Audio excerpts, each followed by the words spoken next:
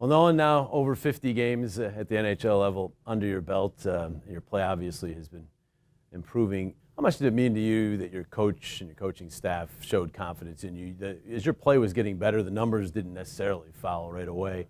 And he not only stuck with you, but he also promoted you to align with Jake and Wayne at the time. How much did that mean to you? Yeah, it was huge for my confidence, and I think I earned that position, and obviously it's a tough league to produce in, but when you're playing with guys like Jake and Simi, it gets a lot easier, and I think Jake's one of the best playmakers in the league, so you just got to give him the puck and get open, and he'll make plays, and Simi's unbelievable in that front, and he's great down there, so it's two really easy guys to play with. Wayne's out right now, but let's talk about Jake. He's a great player. He's a creative player, but he's not what you'd say an orthodox player. He makes plays that other guys don't, maybe even can't make. But in what way do you have to adjust to that?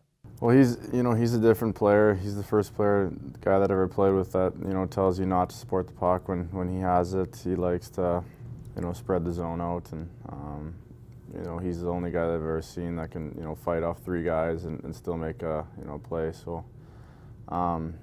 He wins tons of battles. He protects the puck better than anyone I've ever seen, and his vision's unbelievable. So, he's a really fun guy to play with. Let's talk about your development.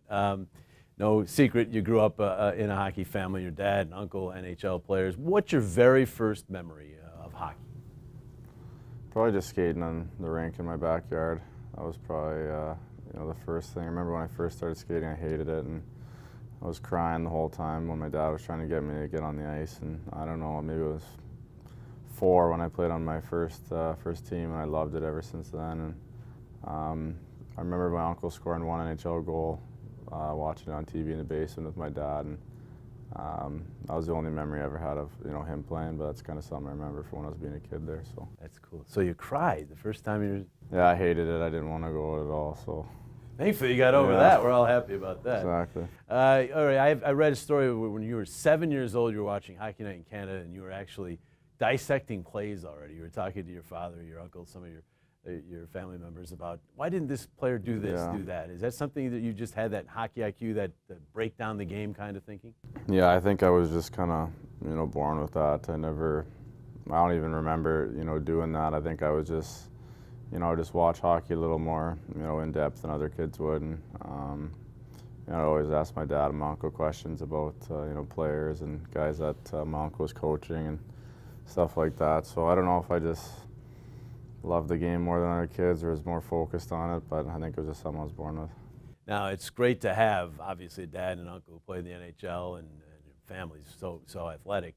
But, and I'm sure there's a lot of advice that has come your way through the years. Is it ever overkill? I mean, you're probably getting a lot of advice from a lot of different circles. Yeah, not really anymore. I think, this year they obviously backed off a lot, kind of, in the NHL now. I think, our coaches can take over that whole role, and they obviously, are great at their job. But kind of going through junior, my uncle would, watch my games and send me little videos here and there of things I could work on or plays I could make better. So he was kind of more big with the on-ice stuff, and my dad was just supportive through everything. He never he always gave me a few little advice here and there, but he he never gave it to me if I played a bad game or something like that. He kind of just knew that I understood that I could be better, so he was always supportive through it all. That's really big. That's unlike most hockey parents. Yeah. I'm a hockey parent. I know I give it to my son on occasion when he doesn't play well, but I mean, that had to mean a lot to you, because he's obviously a guy who made it to the top and knows the game very well, that he would take that kind of approach.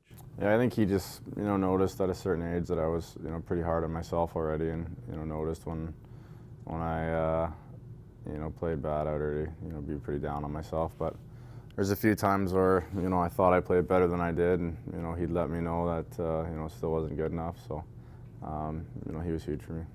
If you weren't a hockey player, you would be hunting and fishing guide. I had a feeling that was going to be the answer. I read a lot about your hunting and fishing. We'll talk about your passion for that. Yeah, my dad's been hunting since he was probably 25, so he started taking me when I was younger, and I loved it ever since. And it's something I try to do when I get time off in the summer. I'm fishing lots at the cabin, and you know, try to get a few hunts in before I come, you know, before I came here this year. So I love it. It's lots of fun. What do you want people to think of when I say the name Nolan Patrick?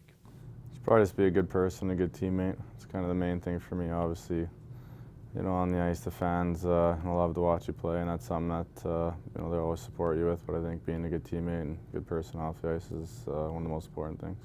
Nolan, this has been great. Thank you very much. Yeah, thank you.